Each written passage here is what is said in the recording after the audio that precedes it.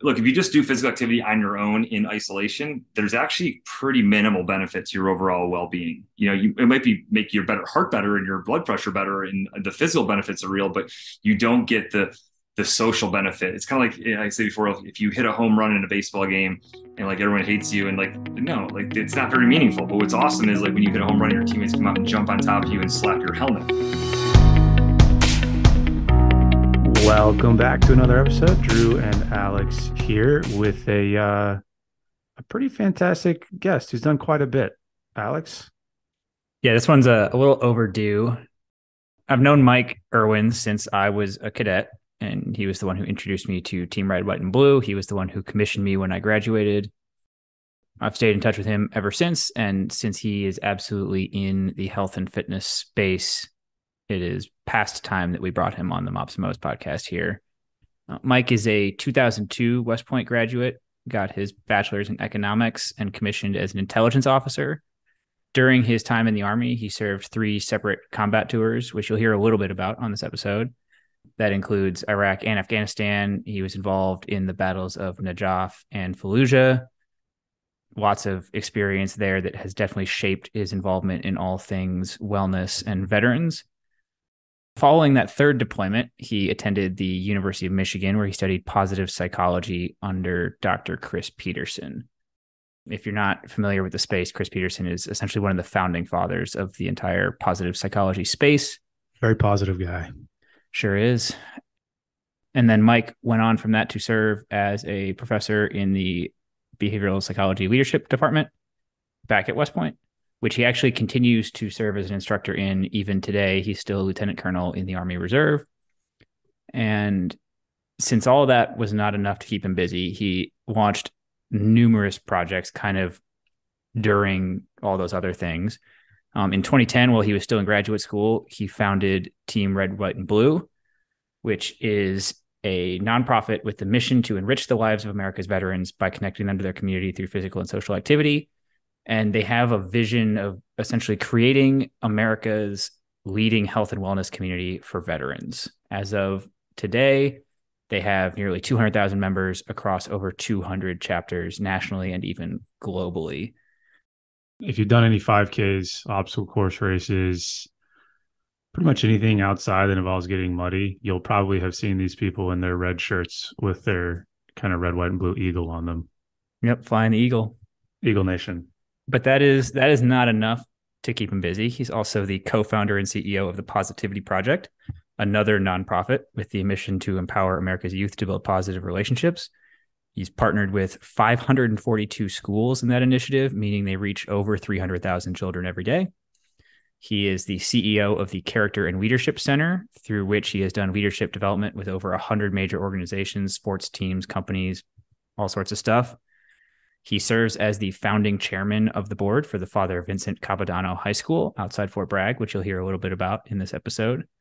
And he's authored 2 books, Lead Yourself First with co-author Ray Kethledge, and Leadership is a Relationship with co-author Willis Duvall.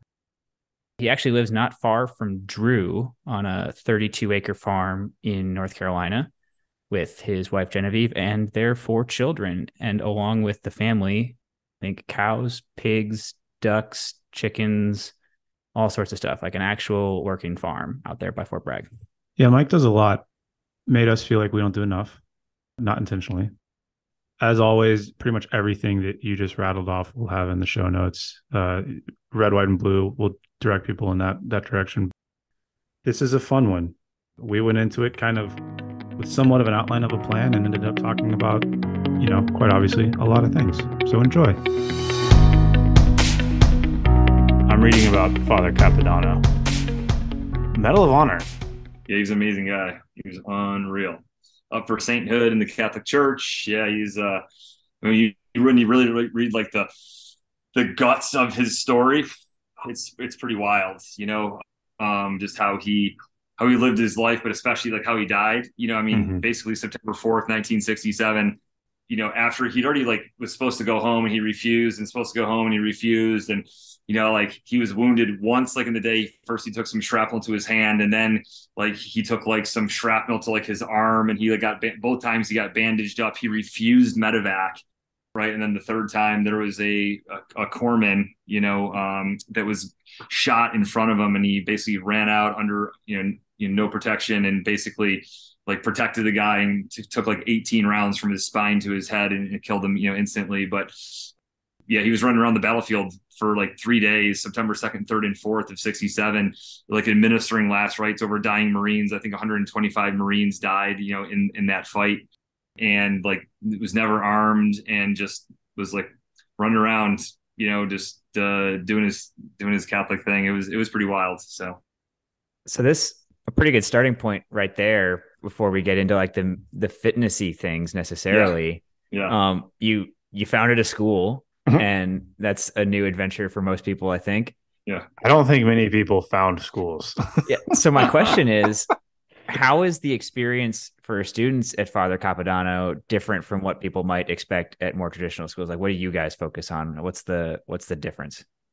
My answer to this question is, it's every bit as heavy of a lift as you might imagine, but lifting heavy is how you get strong. It has been quite the journey for us to, and myself, and I got, there's 3 or 4 other families, and some special forces guys who've been a part of this journey. So I'm just one of many founders. But we have there what's called the scholar model. So we focus on service, character, order, leadership, and resilience. And you can't just say that we focus on these things. You've got to put your money where your mouth is. And so much like at West Point or a service academy, where part of your grade comes from your military performance, part of your grade comes from your physical performance. We have 30% of our students' grade that comes from their service, character, leadership, and resilience. And so we dedicate one day of the week, every Wednesday, to building those specific attributes within our students. And as you might imagine, that's not easy to do for high school students, right? Like helping them to grow in resilience and helping them to actually understand what leadership is, because a lot of them come in and they think like,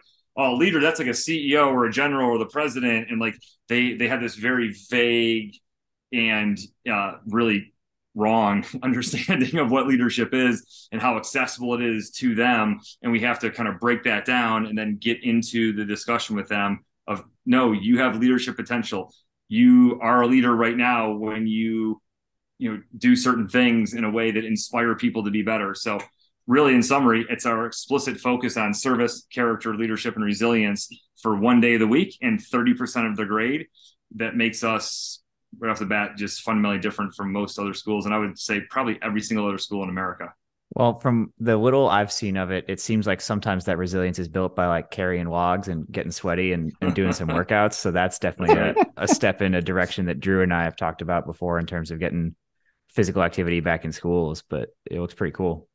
Absolutely. This is something, I'm sure you've spoken before about, President John F. Kennedy's remarks, about this and how there it is. Look at that. See, I promise I didn't plan that, but like, that's a big thing as you think about like the objective benefits of physical activity, especially for teenagers whose brains are changing so much, but there's a benefit on your mood. There's a benefit on your focus.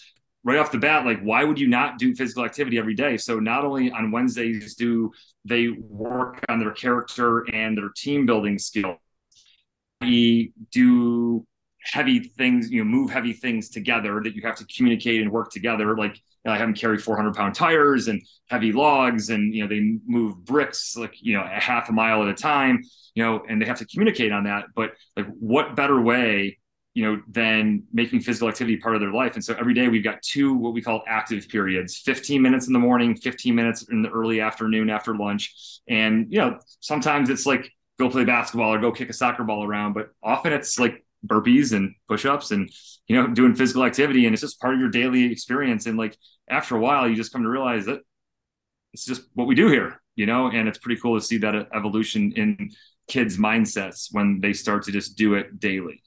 Do you have, I know that it's a private school, so you have a little bit of more creative control on this, but have you received or have you guys experienced any kind of pushback on this type of setup? Because we've talked about this before in the past, like La Sierra High School or whatever, like this was the norm back in the day, but now I would imagine that this is a little bit foreign for most people. Yeah, it is. There's some people, most of them just don't come to our school. Like those who do come to our school say, oh, wow, I see what you're doing. Like, that's awesome. I want that for my kid, or I want to be a part of that.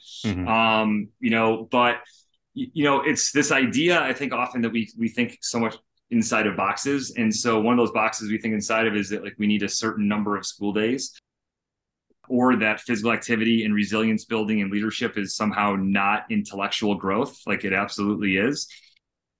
But like we definitely see other schools and other people from other schools paying attention to what we're doing.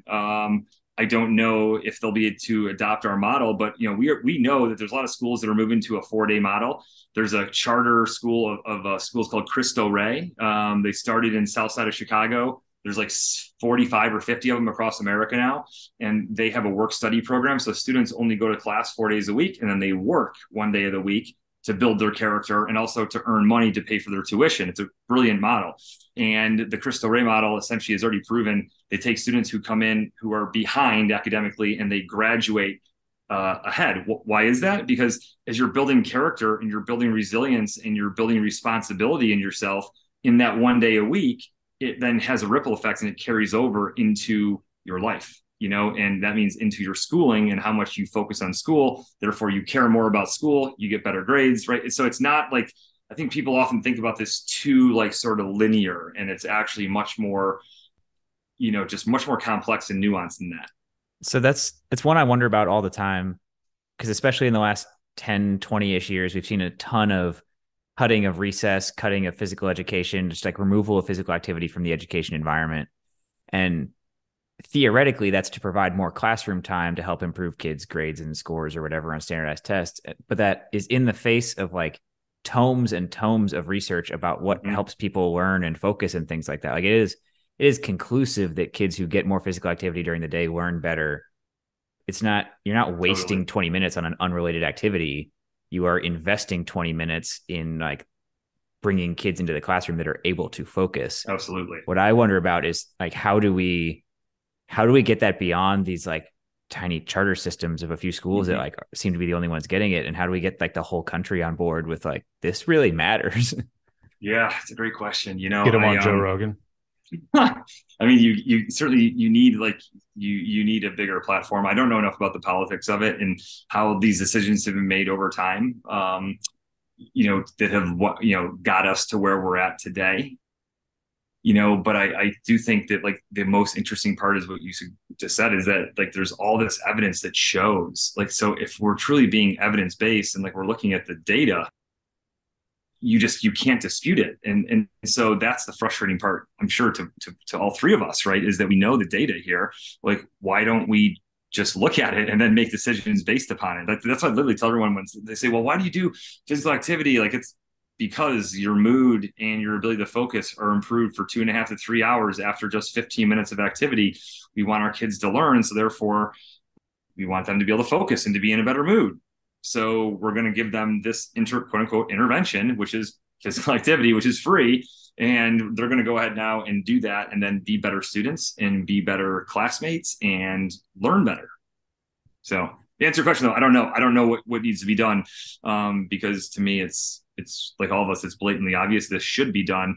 I don't know though the actual process, but like I would, maybe one day love to become an elected official and try to see what I can do to make it happen. But like in the meantime, like hopefully there's at least one state or a couple of states that will try this and make it happen, and that they can show just how profound the impact is. Much like, by the way, some schools are, at this point now, they're banning cell phones, right? After all this time, no, you can't ban cell phones, you can't ban cell phones, you can't. And now they're banning cell phones and they're seeing behavior problems go way down, grades go way up. Like that doesn't surprise anybody. Of course it does. Like, if kids don't have the ability to be distracted all day long, all class long, they're going to do better. The same thing here. Like if kids are more physically active, they're going to be better students, be better people. So if I had to like summarize what Mike Erwin focuses on in like 2 topics, it would like the first would be physical activity, but the second would be the positive psychology piece, the relationship piece and all that. So you did your grad school work under Dr. Peterson, one of the like founding fathers of positive psychology. And that has clearly shaped a lot of what you're working on today, both with Father Capadano, which we've been talking about a lot, but also with several of your other projects. So what is it about positive psychology, Chris's message, the other people matter stuff? What is it about that resonated so much with you and has had such a role in like influencing what you work on now? So the personal story of it is that after my third deployment, I came out and I was pretty emotionally raw after my third combat rotation. And I went right from Kandahar, Afghanistan to Fort Bragg, North Carolina to Ann Arbor, Michigan in grad school in like 6 weeks. It was just one big like motion. And I definitely struggled, emotionally with that transition, just knowing that part of it was guilt. Like my friends were going back over, like we were surging into Afghanistan and all that. And I wasn't a part of that. And then part of it was just like, I experienced like sleep deprivation, for the better part of, like the entire rotation.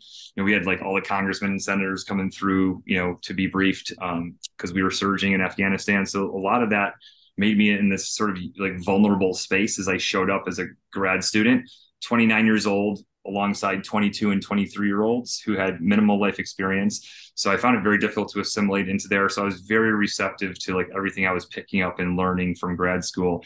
The research of positive psychology is super clear on this. Multiple studies, the Harvard Men's study started in 1940 is like the most profound example, but there's so many more that the quality of our social relationships determines the quality of our life, and it's the number one predictor, number one driver of life satisfaction. All the money, all the square foot in the house, the number of Teslas you have, the number of, LeBrons that you wear, like it's all relatively meaningless beyond like the first hour after you buy it compared to your relationships. And so that really weaves into everything as I do work as part of organizations, as a leader, as a member of organizations, right? It's really, I work to help build better leaders who are more resilient, who can better demonstrate the human skills and build the relationships in their lives to reach their full potential, to reach their full level of fulfillment and joy in life. And really that's kind of how I sum up what I try to work on: leadership, resilience, and the human skills, and being there in grad school and learning all that and having that 2 years of uninterrupted really time to just focus on and to really dig deep into positive psychology was huge because it shaped my life forever. Between Father Capitano, Team RWB, like all the projects you work on, it seems to not mostly, but in a large part come down to the combo of physical activity and social activity, the relationship building and the exercise. Yep, totally. What is it about that combo specifically that like has the impact factor you look for? So I think, I talked actually this morning, Colonel Sam Lynn, a board member of Team Red, White, and Blue back in the day, as Sam Lynn. I had breakfast with him this morning up here in DC, and we talked about, essentially what is it that leads to like this fulfilled life, right? And it's the idea of, look, if you just do physical activity on your own in isolation, there's actually pretty minimal benefit to your overall well-being. It might make your heart better and your blood pressure better, and the physical benefits are real, but you don't get the social benefit. It's kind of like I said before, if you hit a home run in a baseball game and like everyone hates you and like, no, like it's not very meaningful. But what's awesome is like when you hit a home run, your teammates come out and jump on top of you and slap your helmet, right? Accomplishment for the sake of accomplishment is kind of like, I don't know. It's not very meaningful, right? Just for the sake of doing something. Even individual sport athletes who I'm friends with, people like, whether they be Ironman triathletes or they be, people who are in individual sports, they'll tell you like Apollo Ono, right? The speed skater, like there's still all kinds of people that have made your individual accomplishments that you get all the credit for possible, right? So again, like I think that the physical activity part on its own is really limiting. Right. And at the same time, you can have all kinds of social activity. And a lot of it can be bad. Like you can be part of a gang, right? You can be part of, an organization that games for 16 hours a day, right? Like, so the social part of it is not necessarily on its own, something that's going to add meaningful benefit and value into your life either. But when you put those two things together and you're encouraging the social connectivity and the physical component, and it doesn't have to be like going beast mode, right? At Evolution Athletics, with Chris McNamara, it can be, going out for a walk, as Sam alluded to today. Like he talked about his father-in-law who goes and walks 5 days a week with like high school football teammates. And he's like 68 years old, right? So this is like 50 years ago, and it's the social and the physical, right? My dad used to work at a mall, like the mall walkers. They would be there every morning at 6 o'clock in Syracuse, New York, in the freezing cold. Like it's the community and the physical activity component that added together that's so powerful. And then of course you layer on, get outdoors, get into nature, fresh air, sunlight. I mean, dude, like it's about as good as it gets. How do you, I mean, because I think that message resonates with everybody. Anybody listening to this Mm-hmm. would be like, "Oh yeah, totally." How do you put that into action? And how do you like? What are some? I mean, I don't want to say tips and tricks because that sounds Yeah. super cliche, but like we get told all the time, and especially in this kind of quote unquote social media space of like, just go out and make real friends. It's like, okay, cool, but like, what are some things that you found success in terms of like actual strategies people can get behind? So I think the huge part is finding the right organizations to be a part of. Because you're right, going out there and just, hey, find people, like, yeah, easier said than done, right? So like is it likely that it's possible you can go make good friends by meet somebody at the bar, right? It's possible, but generally speaking, right, you meet like people who have like similar shared values that are objectively good, right? So you meet those people at church, at the gym, right? Out at the Southern Pines Reservoir, 4 mile trail. Like you meet people at places where they're doing things that are productive and objectively good, and so I think the key becomes for people to find those meaningful organizations to plug into, because sometimes it's not easy to just go do this on your own, and it's intimidating, especially if you move to a new town or if you're fluid and you're moving around a lot. So like the simplest answer, Drew, I think, to the question is, find the right organizations. And when you go there, then that's where you end up meeting the people, who can be accountability partners, but also just be people who will be there for you, right? Help you through hard times, right? Because that's the key to the social piece. It's not just sweating alongside someone through a WOD, right? The much more meaningful thing is when that person who you sweat through a WOD with then is there, right, when their tragedy strikes, right? Or, the power goes out and like everything's crazy, like that's the kind of stuff where the social component just takes it to another level.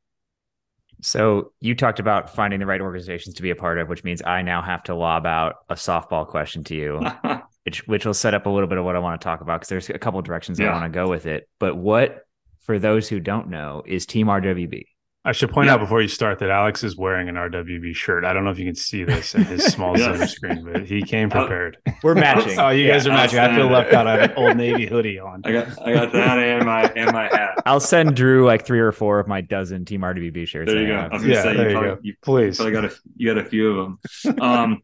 So Team Red, White, and Blue. We started out as a veteran transition and reintegration organization, helping veterans as they became civilians, often months after a combat rotation, right? So we had this issue where hundreds of thousands of troops would deploy and then come home each year between Iraq and Afghanistan and other places around the world. And they needed help assimilating into civilian life. And we did that primarily through physical, but also social activity. About starting in 2016, 17, give or take around then, like as the large scale deployment started to slow down, we saw that the need just wasn't the same. The need to help veterans to reintegrate was not emotionally compelling to veterans or to volunteer leaders that were so driven, to volunteer for our organization. And so that just makes sense, right? There was other things that popped up, other causes, eventually people go into different seasons of life. But in 2020, really summer of 2020, we'd already started to shove this ship off the shore before COVID, but we evolved and changed our focus and our vision, to become forging the leading health and wellness community for veterans. So now we started to explicitly sort of put a stake in the ground that said, we are building a community, relationships, a sense of identity and belonging. And that right there, like, is, a big part of who we are, but we're not so focused on helping connect veterans to their community as much as we are helping them to be physically active, to rediscover the power of PT, to be involved. And so that's when you look at who we are, like, we are America's leading health and wellness community for veterans. And our focus is very much on how can we help veterans rediscover, if they've lost it, or maintain that understanding of how powerful and how important consistent physical activity is to their overall health and well-being. And we're hard at work every day trying to do that. And there's obviously lots of other organizations out there that can help veterans be healthy, right? There are gyms and like lots of different ways to be involved, but like we try to give this sense of identity and belonging to a team right? Team Red, White, and Blue. And we also try to help veterans, to be able to connect with and to build relationships with fellow veterans and supporters, wherever they live. It's interesting that you got, I mean, we've talked about this before, and this might be a tangent, but in the military, PT is very much a punitive thing. And there's a lot of, like, for lack of a better term, toxicity around it. But yet out of the military, you've seen it now as a tool that you can use to help folks transition and build up these communities. I mean, there's not like a question there. It's more just an interesting thought that there's two sides to that conversation. Yeah, absolutely. One of the quotes I remember was like interviewed by some magazine, like, I don't know, 7 years ago or something like that. And it said, like, Erwin observed that the camaraderie that veterans experience while they were on active duty is something that could be replicated in their post-military lives, through Team Red, White, and Blue, and so, it really is the combination of the community and what that community does, right? So again, a community can be not inherently healthy, right, if it's doing bad stuff, but if it's doing healthy, good things, like, that's a powerful 1-2 punch. One I'm curious about, and I've thought about this a few times, and I think we've even talked about it a little bit, but I've definitely talked to, like, other people who are involved in Team RWB, other people who are still in the military, especially reserve component military, right? Because a lot of the problems that our active duty service members are struggling with, it's a lot of what Drew and I work on, honestly, is around the health and fitness kind of stuff. But all of those problems tend to be worse when you look at the Reserve and National Guard than they are in the active duty, whether it's musculoskeletal injury stuff, whatever it is, it's exacerbated in that environment. And it's even harder because it's harder to get resources to that population when you don't see them every day. It seems like the chapter-based model and the community-based model of something like Team RWB is uniquely suited to the health, wellness, fitness needs of a community like the Reserves and National Guard of our military. Like, is that a space you're looking into? Is that something, I mean, obviously there are already reservists that are members, but is there a deliberate approach to that? Yeah. Geez, back in 2014, Lieutenant General retired Frank Kearney, the former deputy commander of SOCOM, who was on our advisory board, he went and signed, like, the MOU. So we had an MOU with the reserves. We've had some conversations with the National Guard just prior to COVID. About the importance of this and how Team RDB could support, service members who are in the Guard and the reserves. I think there's, absolutely an awareness and an understanding that this is a partnership and a marriage that, absolutely should happen. We have not applied the appropriate amount of focus and resources yet on either side of the partnership to make it what it could become. But I think it's especially important when you look at, that readiness, right? For the Guard and the reserves is that's a big part of the equation, and, like, we can really help out with that through that local chapter model. Because I talk about this a lot, Alex. Especially recently, we often have thought about, like, the chapter, like, as being like, oh, you need 15 or 20 veterans showing up to, like, go on a run together. The reality is, you need one accountability partner to call you up and say, hey, we're going running, right? Yeah, I guess so. Right. Hey, I'll see you there at the gym tomorrow. Like, yeah, I wasn't going to, but all right. Like, you need literally one person, to reach out to you and say, let's go do this, And so, it's, that power that we're, again, of course, the military calls it the battle buddy, the ranger buddy, but that's a mindset that we're trying to bring to Team RDB intentionally for the first time ever, that it's less about having this big chapter and it's more about finding one other Muldoon, right, who's going to run at your pace or go do some workout and is going to then, like, not completely blow you off when you try to hold them accountable, right? Or they're going to call you and say, I'll see you tomorrow, and you're going to step up, so, but no doubt about it, like, we can play a huge role, and I'm certainly looking forward to figuring that out in the year ahead here with the Guard and the reserves. I mean, he's a little busy starting a school, so, like, cut him some slack. Yeah. Dragging my feet. I know Drew is ready to ask a question that is predictable because you are on a podcast about measures of performance and measures of effectiveness. But I want to frame it with a personal experience I've had doing Team RGBB events, right? So like rewind to the 2014 to 2017 time period. I'm a lieutenant. I'm like doing tons of RWB stuff in Colorado Springs. Awesome times. And when you're involved as a volunteer, part of it is like keeping track of how your programs are working, like very in the measurement thing. But I know I had a fairly vivid realization that it's easy to measure the quantity of interactions, but some of the most valuable experiences I had with Team Red, White, and Blue were when only a couple people showed up, but I actually got to know those people. Like people who I'd seen in bigger events, but not had any particular reason to have much more of a conversation with. It like the size is not the factor that determines what you get out of it, clearly. And you've already laid that out, but I can speak from personal experience on it a little bit that you can't, like a head count is not the ultimate measure of whether we're getting after it. Well, yeah, let me just make like a direct comparison, like to the military. Like I remember on deployments, like this would be like body count, right? We killed, 50 Taliban, like up in the Uruzgan province or whatever it is. It's like, okay, like, but then there's the other side, like the JSOC side of it, like where they go after just one bad guy, right? And so there's just these different ways that you think about, like, well, defining success for you or for your unit. But absolutely, the power is, in the quality, far more than the quantity. I think we get wrapped up in quantity. Think about against a house, like 6,000 square feet or 1,000 square feet, like what's inside, like how well is it built, how well is it made? Like, we often just assume that bigger, is better in terms of a lot of things, and it's really not, in most cases. And like that example of like people, all you need to do is really have one meaningful conversation or a couple of meaningful conversations with people to discover that's more important than being there and just kind of like going on a run with 25 people and only like kind of talking to 4 of them, right? Versus deeply talking to 2 of them. Far better experience, right, when you go deep.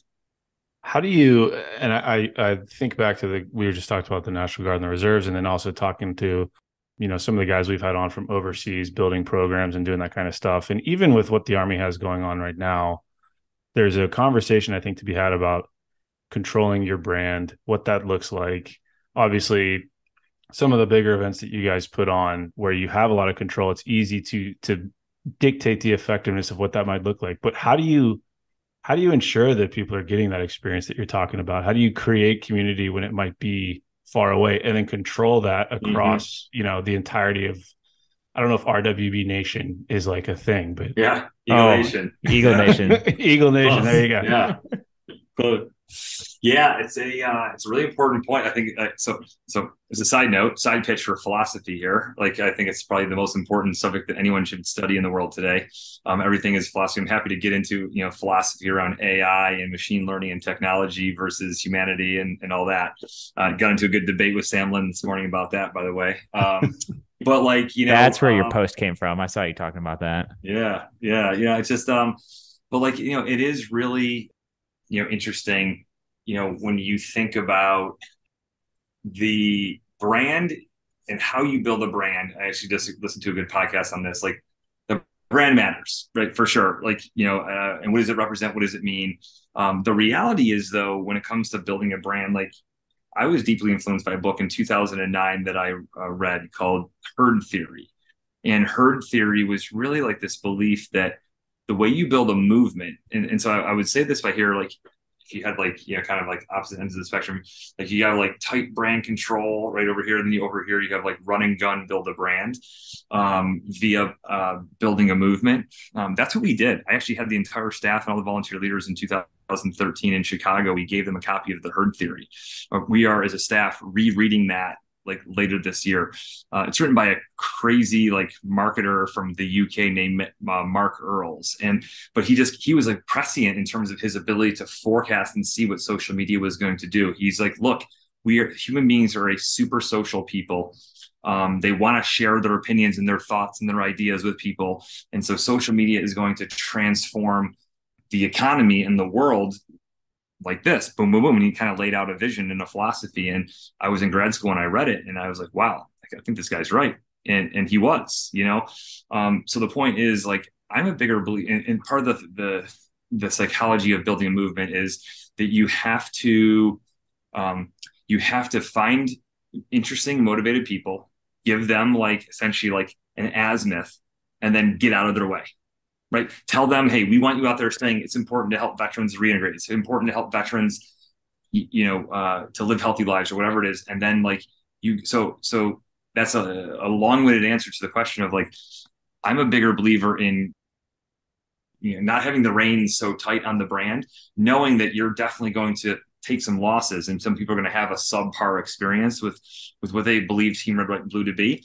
But like, if you try to control things too much, then you also limit significantly the reach of your brand and what you're doing, right? So I'm a big believer in like, accept some risk. Yes, some people are going to do some things, that they shouldn't do or not represent the brand or the organization the way they should. But I'd rather have that than have 1/5 of the number of people out there, talking about how important veteran health and wellness is, right? So I'd rather have a bigger organization and accept some variance on efficiency rather than being too controlled, right? And that's just my personal view on how to build a movement and build an organization that's national in scale. You talk about through brand building, but I think there's a lot to be taken away from folks that listen to this that are building teams or leading teams, or even, I mean, you get onto the level of the coach or the provider who's working with groups of individuals that they may not necessarily relate with one-to-one, but like you mentioned it, like set the azimuth and then have the level of comfort to step away from that and trust it. And I think I'm probably going to screw this up, but it's don't tell people how to do things, tell them what to do, and then let them surprise you or something like that. And I think that you nailed it through the context of a brand, but from a leadership standpoint too. I mean, that's a huge lesson. Yeah. And look, there's definitely some people, the personalities out there who like definitely crave control, and they try hard, but they can't subscribe to like what I just shared. But ultimately that's the psychology and specifically the social psychology of building a movement, right? You don't build a movement by controlling it, right? You build a movement by coming up, with the slogan or coming up with an idea, right? And then, getting it out there and then turning people loose to just start repeating what you're saying, Well, I was going to ask, do you think, because that's an interesting point, something I think about a lot. Do you think that need for control comes from a place of insecurity and or / fear about, outcomes? Totally. Like if my name is attached to these outcomes, I need to control every little thing. And I see that, and I'm not going to like name names or point fingers, but you see two kind of distinct types of leaders emerge where one needs to micromanage everything because they think that control is what's going to create positive outcomes. And the other one kind of allows for more fluidity, and that arguably creates more success.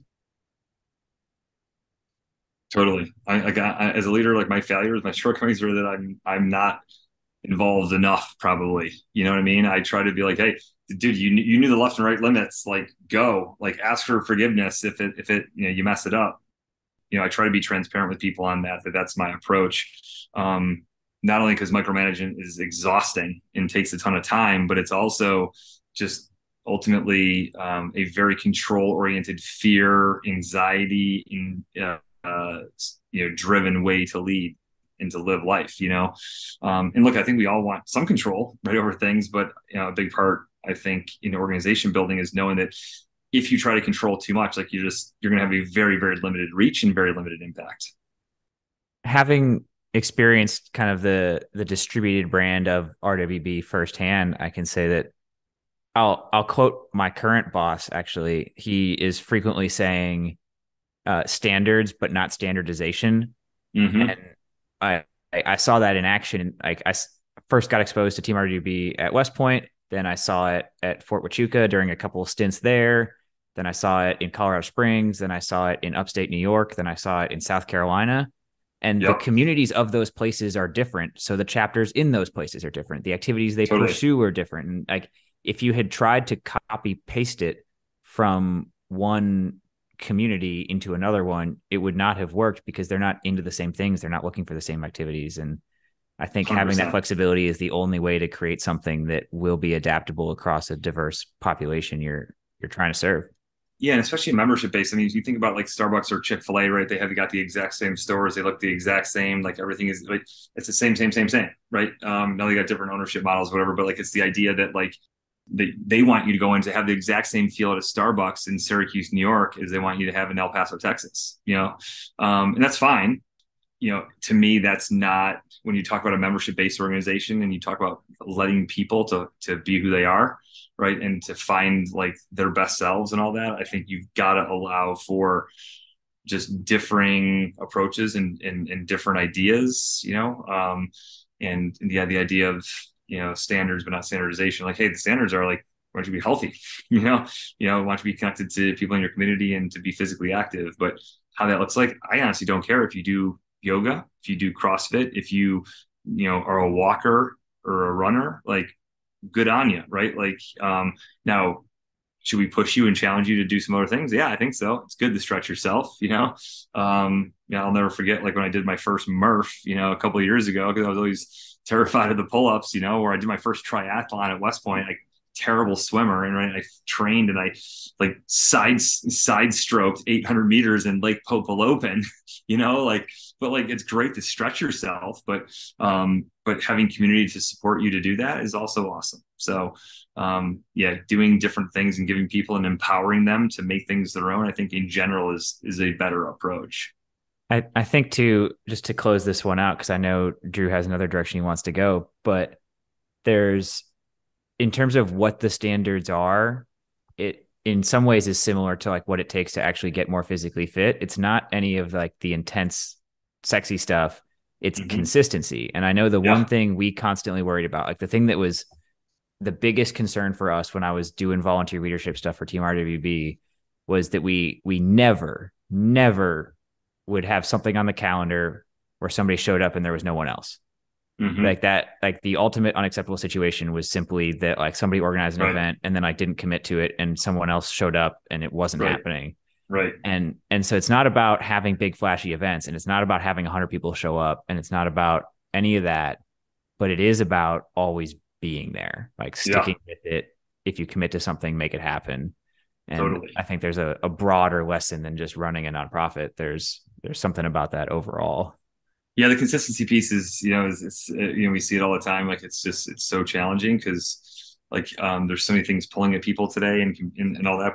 But like, yeah, to have the consistency, is invaluable, and we see that time and time again, whether it be at, CrossFit gyms or, time that you're going to work out or putting on a Team RWB event like that, consistency. It doesn't have to be every day, right? Like, but having the consistency, is such a big part of success. It's unbelievable.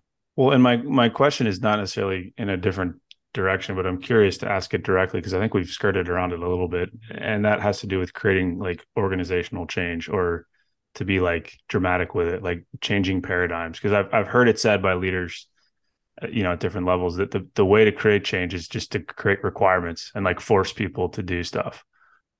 And I think that a lot of the people that we have listening to this are in a position where they are trying to change culture. And we touched on this earlier, talking about, PT being punitive while you're in, and then now with an organization like RWB, it's community building. There's a lot of positivity built into it. So I'm interested in your position and with your experience, how you have seen effective ways of creating organizational change. Changing is really difficult. That's the bottom line, as we all see, in various walks of the military or beyond, right? How do you change? There's all kinds of like, theories out there. You can study this stuff for a long time, behavioral economics. You can study the psychology behind getting a certain critical mass or number of people to change their mind on something. Going back to herd theory, I would argue that in many ways, the answer is you find the most influential people, you pull them in close, you train them, you get them fired up about whatever it is. And then you watch them go out there and get everyone else, converted. Like the big message in herd theory is that the best salesperson is not you. The best salesperson is someone using your product who isn't a salesperson telling other people about the idea. And so like, Mike Erwin, like, I got a lot of people fired up about Team Red, White, and Blue in the early days, but then I also had people like Alex Morrow out there, right, getting other people fired up, right? Like, if you're in business or a nonprofit or government, it doesn't matter whatever sector you're in, right? People, they'll be suspicious if they're like, like, yeah, you're trying to get me here. You're trying to get me to do this, right? Like you're trying to get me to join Team RWB, but it's very different when, well, of course you would, because you're the founder. Like when it's someone else telling you, hey, you should do this. So I would humbly suggest that, one of the ways that you change it is by finding those people who are the most influential, pulling them in and then getting them to be the key catalysts and the drivers of the conversation about how to change something. Now, obviously, in something like the military, it's just exceptionally difficult because there's just layers and layers of bureaucracy to be able to drive change. That being said, I remember talking about this with Jim Collins back at West Point at some leadership seminars, and it's not. I don't want to like oversimplify it, but the idea of like know the rules so you learn how to break them. Like he asked the questions, how do you get things done like in a bureaucracy, and often like that's kind of the answer is you figure out like what rules you absolutely need to follow and what ones you can basically like skirt around or just flat out not follow.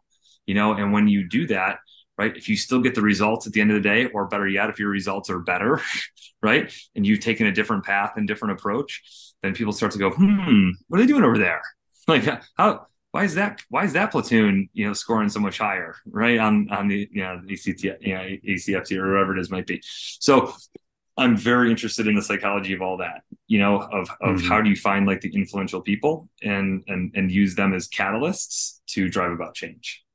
As you're talking, that first follower video comes to mind. If you've seen that, where the guy's like dancing by himself at the rave, like and then the next guy, the next guy. If we'll put that one in the show notes, I guess. But that is if you haven't seen that video, it looks weird at first, and then it kind of hits you. It's like, oh wow, this actually makes a lot of sense.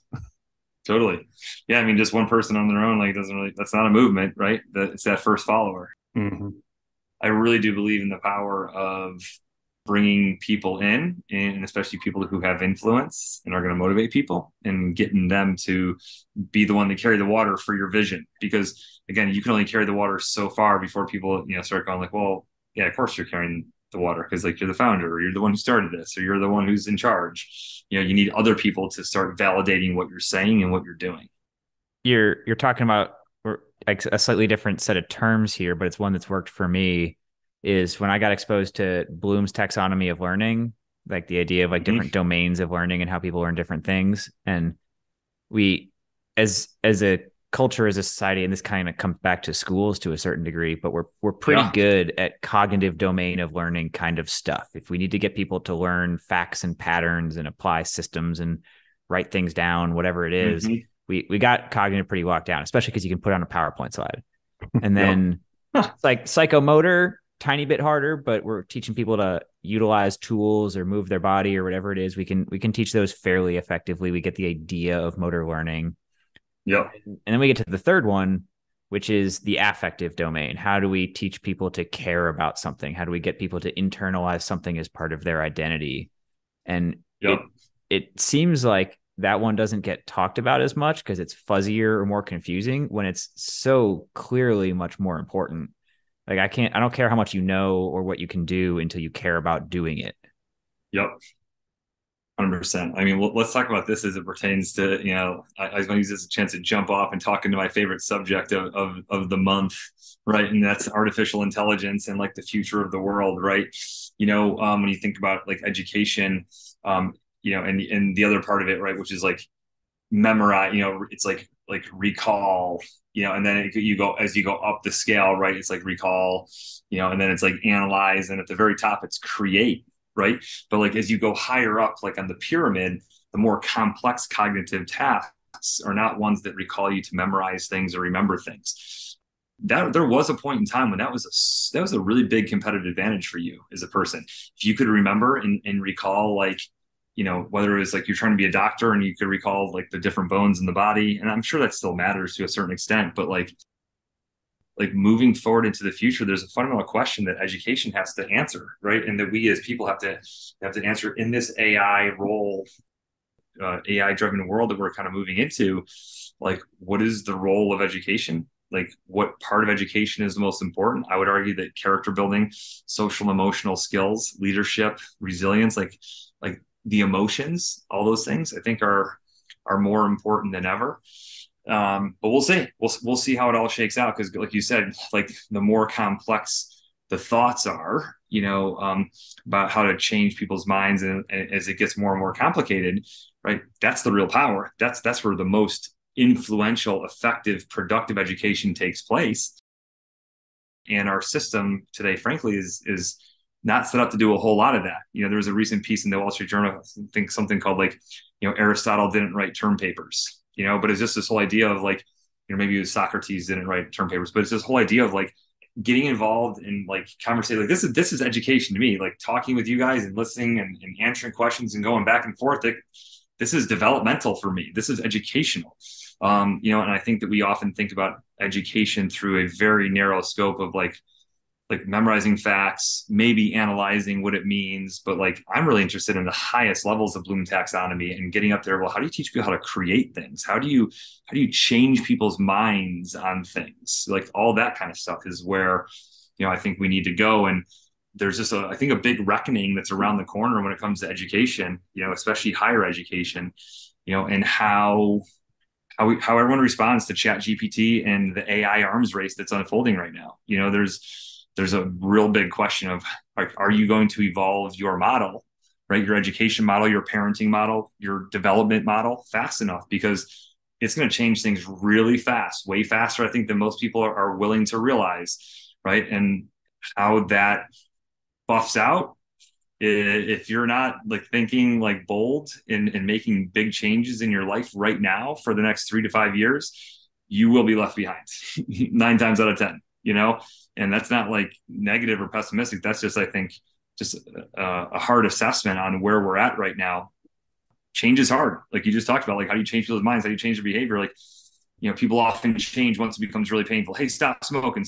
Yeah. Oh, you're going to die. Like, if you don't stop smoking now. Oh, okay. Right. Like, they wait to change their behavior until like the last possible minute, until like it's dire, and that's how I feel a lot of people are with, and this is the drum I'm beating around artificial intelligence. I'm trying to say to people, like, be careful, right? Like, giving too many of your human skills and human interactions away to the computer or to the self-checkout line, right? And losing those human skills, because those are actually going to be what's going to be more important, as the world gets more Jetson, like, becoming more like the Flintstones, is the answer. That's my view, right? And I'm not saying everyone has to agree with it, but like, that's the stance.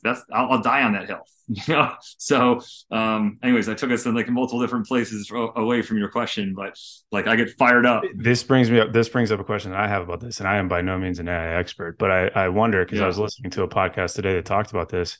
Do you think that this, I guess where we're at when it comes to this AI conversation and this kind of automating of, like you mentioned, a lot of the human experience, could that have happened without COVID? Could that have happened as quickly as it did without COVID? And Oh, no, definitely. COVID accelerated it for sure. No doubt about it. I mean, COVID accelerated it. Just the sheer amount of money being pumped into the systems needed to drive it forward. I mean, Microsoft invested $1 billion in OpenAI. They're investing 10 billion more. Google has basically stopped all their work on their coding and engineering to, get their version of AI or Chat GPT out there. I mean, I don't think people really realize just how many resources and how much effort is being applied to this right now. Because it's literally, this is like, there was like, remember like back in the day, like Russia and US or USSR, right? It was like, the nuclear arms race. Like, this is the AI arms race that's taking place right now. And I get it. AI has been around for quite some time now. It's not like this is brand new. It's been around for a while, but how much it's going to fundamentally change things through the Chat GPTs and that kind of stuff of the world. That's the change that I think that a lot of people are not ready for. But no doubt about it, like, COVID and like the push towards a virtual world absolutely like massively accelerated, the development of AI, for sure. So I'll make an attempt here to bring this full circle. We'll see how it goes. Yeah, let's go. Because I share some of the same concerns, right? And I think there are people throwing money at this that don't necessarily think about like the second and third order consequences of what that produces. And we talk about some COVID stuff happened without a lot of deliberation. And I think, and this ties into physical fitness really, really well, because we keep on engineering things out of life. Like, we make them unnecessary by replacing them with other options. And sometimes that's really good. Sometimes we engineer out things that are really unpleasant or harmful or whatever it is. Yep. But sometimes we throw the baby out with the bathwater a little bit, and we accidentally engineer out things that were really good for us. We've engineered a lot of physicality out of life. Escalators is the number one example, right? Like escalators is stairs. You know what I mean? Yep. Like it's the number one example. But at the same time, we are now engineering social interaction out of life. We are making things that used to require you to go interact with a person no longer require that to a really, really extensive degree. And you talked about how these conversations are learning. And I've said to a lot of people that, like, what's the most valuable thing of like running the platform like this? It's the fact that I get to have these conversations with these people and learn directly through human interaction. And the more we produce tools that make it easier to do something without having to find another human to do it with, there's a risk and a price associated with that. Yeah, absolutely. I mean, so this is an example. This is a good example of technology, right? This is like using Zoom. Now, to be clear, I only have so much energy and tolerance for like Zoom. Like, I mean, I can do it for like a couple hours a day, right? But like when there's a certain amount per day, like it's good. I bring energy to it, and it's great. But this is an example. You can have conversations. You guys are in different places on here, and like we're all over, and we can have this conversation, record it, and then share it with the world. So this is an example, because people often will beat me up and say, "Oh, you're being hypocritical about this technology stuff. You got an iPhone, and you're on all these different platforms, and you listen to I'm like, yeah. Like that's all. I agree with that. There's real benefits there. What you just said, Alex, I think is the important point, which is that the most egregious examples are the self-checkout line versus the seeing a person check it out, right, at the grocery store. Like grocery stores make it very inconvenient for you to go check out now. Like with the person, there's like 4 people working, and like there's 18 people trying to check out, so you're not going to just sit there and wait for like 15 minutes. Like, so people go to the self-checkout line, right? Number one, there's purpose in having a job, so there's people out there who have a purpose for that job, right? But then there's the meaningful interaction that it has. Like, I draw such personal joy when I interact with people, and I remind myself, bring some joy to someone's life right now. Hey, thank you so much for doing that. Like, that was like, and just bringing a little bit of joy. Like, I'm helping them out, they're helping me out. Like, it's this meaningful social exchange, right? And these are just like sort of like at the wave tops. Like, you start getting deeper into like the future of AI, and like this has been happening for a long time, right? Like 40% of the American economy used to be in agriculture, and now it's 3%, and we produce way more food than ever. I get it. Like, there's a lot of benefits to AI and technology, no doubt about it. I'm simply saying, like, and I get into debates with people on this, especially going back to the physical activity component of the more that we reduce the amount of physical activity that people need to do, right? Like, you at least for this work from home thing, like at least before, when you worked at the office, you had to like go to the car, drive down, like park the car, walk up, like at least you got steps in. There's a lot of people now who get like practically no movement in at all because they don't leave their house. And so being very cautious about what you allow technology to engineer out of your life, I think is an important decision. Like, we all know, like, take the stairs as often as you possibly can. Guess what? A lot of times all there is escalators. I'm like, damn it. So then I'm walking up the escalator or walking down it, right? I'm treating it like stairs, but other people are just standing there. I'm like, oh my goodness, like you can't do this. Like, you've got to, like, you can't allow like the system that's been built to make your life more convenient engineer out like the good that can come from it. It just doesn't make sense to me. Have you ever walked up the down escalator in a public place? Done it a few times. Yeah, not very easy. I'm not a very coordinated person, so I'm not very good at like the whole timing of like the stairs. But once I get going, then I'm pretty good. So that's awesome. Yeah. Well, I did not miss the subtle hint there that we've been on Zoom for like an hour now. Yeah. And he was on Zoom before this too. So yeah. I was Team Red, White, and Blue, all hands Eagle leader. So I've got like 2 hours and 3 minutes of Zoom straight. But that's why I'm been kind of walking around a little bit, kind of like doing some some air squats, just doing some things. Well, we'll get you off the hook here pretty soon. I want to ask a closing question that I'm interested in, because it brings together both organizational leadership and physical activity. And I've noticed a new interest. There's been at least some public messaging of it. I'm sure it existed before the public messaging. You challenge your staff at Team RDV to take on a big fitness goal each year that they have to publicly declare what the goal is. There's some sort of like social accountability that goes with it. Capital B, capital F, capital G. Big fitness goal. That's right. That's right. I do want to know the organizational side of it too, like how it enhances the organization. But I'm also curious about like your personal BFGs because I've seen some pretty savage Jacob's Ladder stuff going on. So. Yeah. Yeah. So the background of this starts for me personally with Jim Collins when he was at the 1951 class, the 1951 chair for the study of leadership.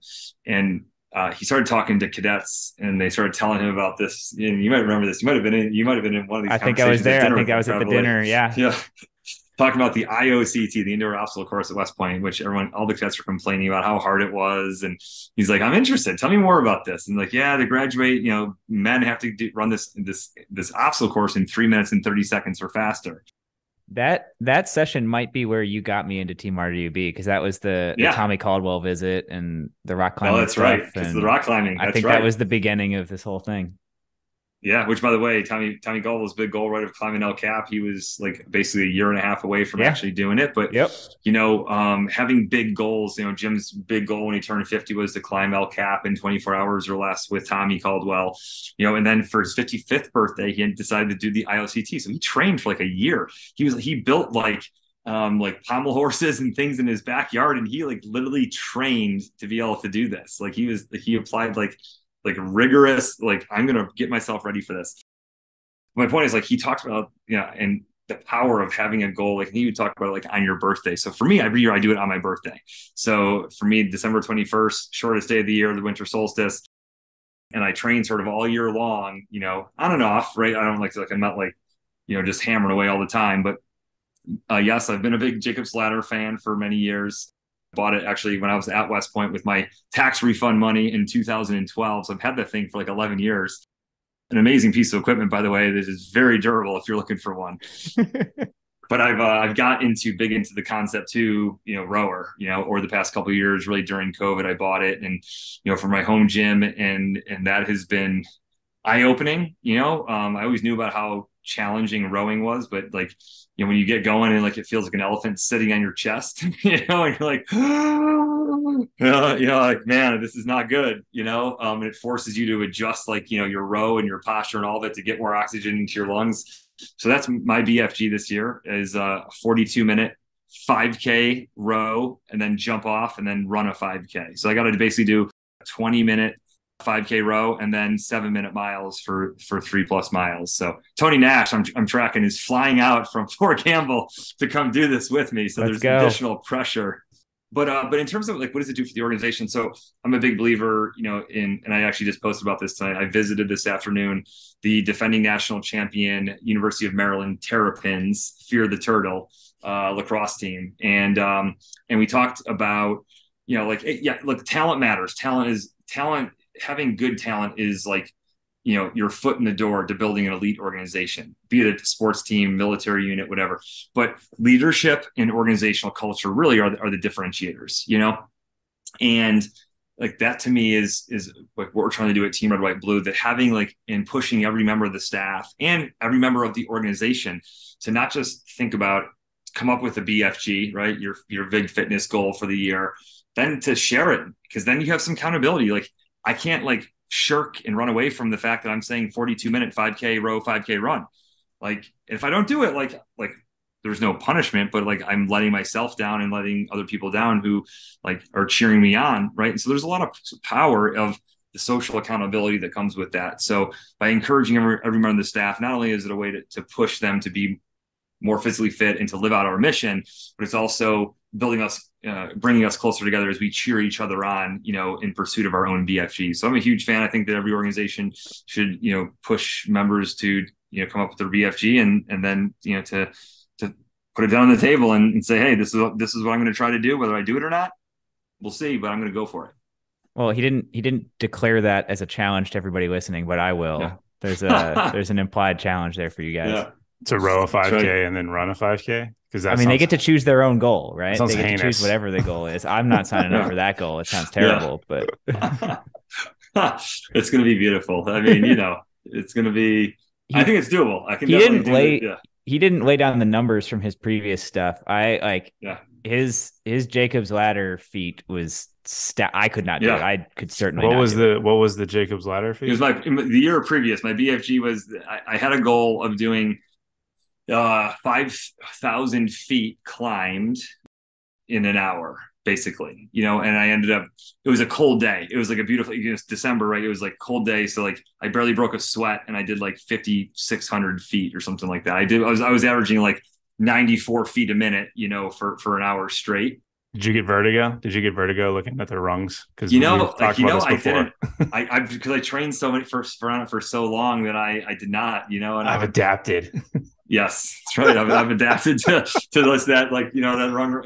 And I put my head over the horizon and I looked down. I came up instinctively with a way of dealing with like the Jacob's ladder. I love that vertigo. I do. Actually, my very first RWB event was a 9/11 memorial rope climb workout. Oh yeah, with Sam Lynn. Packed in Hayes Gym, and in teams we climbed ropes to equal the height of the towers. Yep. And that's kind of stuck with me a little bit. I don't often have access to ropes where I can do that, or enough people who want to suffer with me to do that. So my standard has become, I'll do Jacob's ladder for the height of one tower, and then stair climber for the height of the other tower as my session. Nice.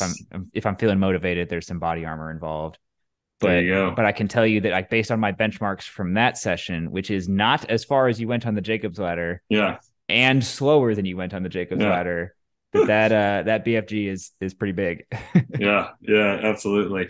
Yeah, I talked to Sam Lynn about that today. Operation Vigilance is what he deemed it. And I destroyed a pair of boots during that workout. I was going to say, I think a lot of people destroyed a pair of boots on that. Like, that was brutal. And you guys were there like 5:20 in the morning, I think, waiting for the gym to open up. It was a pretty good time.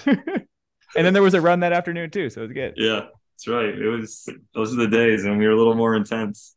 All right, let me ask you this final question, and then we'll close it. You teach leadership. It's obviously something you're very passionate about. For people who are looking for places to go, and you can plug RWB here if you want. Yeah, but just some good resources people can start with when they want to get into this type of thing.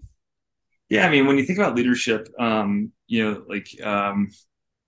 there's a lot of different routes you can go. So there's all kinds of books that have been written about leadership, or there's all kinds of different views. There's all kinds of podcasts on leadership. But honestly, there's actually not I wouldn't say there's like this seminal leadership podcast, but I think you can find certain podcasts depending on what season of life you're looking for. And I think the same thing about books. Like, you got to find books that are going to, hit different for the chapter of life that you're in. So I've written two, right? Lead Yourself First, Leadership is Relationship. They seem like very disparate topics, but right at the core, is the belief that before you can lead others, you're going to be a hypocrite if you're trying to lead others, but you're a mess yourself, right? Or you're telling people to do all these things and you're not doing them yourself, right? So there's just some authenticity that comes with starting with yourself. And then at the end of the day, the second book, Leadership is Relationship, is really about just what it says. Leadership boils down to our human connections. And on Brene Brown's podcast, I talk about this, but leadership, is not transactional, it's relational. And there's a lot of transactional things in life. Management is definitely transactional for most people, but leadership entails going deeper it's about inspiration, it's about vision, it's about, motivating people to make changes in their life. And you don't do that through management, you do that through leadership, and you primarily do that through relationships with other human beings. But there's just so many great books out there when it comes to leadership. Jim Collins' stuff on Good to Great and Built to Last, and Simon Sinek, and there's just so many people who've written books on it. But I encourage people, when it comes to leadership in general, to find topics that are especially relevant to you in the current role you're in the current season of life that you're in, right? And try to find topics that are sort of prescient, or that are apropos to the moment that you find yourself in, and that to me is my best sort of take on how to choose from the sea of literature on leadership that's out there. Well, there's your homework, guys. Go read every leadership book. Mike, thanks again for coming on. We appreciate it. This has been a go. And for folks that are curious to learn more, Eagle Nation. Yes. Yeah, I appreciate it. I mean, this is super cool. This is a long time coming, been, long time fan of Mops and Mo's. Of course, you talk to people in the military, they just love, it's got such a great name, Mops and Mo's, then of course, people who don't know about that, they're like, huh, what is that? You got to explain to them, but yeah, really cool. Great to talk to both you guys, taking time out here 9 to like 10:30 at night, and having the kind of energy to be able to engage in the dialogue and discussion. It's a reflection of your guys' fire and your commitment to what you're doing. And what's that saying? Like, it's not, I've never worked a day in my life and I love what I'm doing. That's how I feel. And like, I'd have conversations like this, preferably not over Zoom, right, every single night, but because this is great stuff, just talking about meaningful things and getting different perspectives and hearing thoughtful questions. Like that's the good stuff right there in life. And it can't be automated. Maybe it can, but I'm not going to play that game, So talking to real human beings and seeing real laughter and smiles and humor and all those kinds of things, like that's the good stuff of life right there. So thank you guys. Awesome. Thanks, Mike.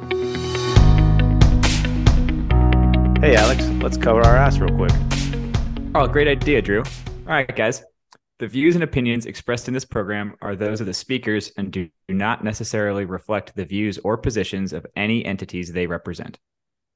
Thanks for tuning into this week's episode. Before you go, please rate and review the pod on the listening platform of your choice. You can also visit us on our website at www.mopsinmos.com. That's mops, the letter N, mos.com.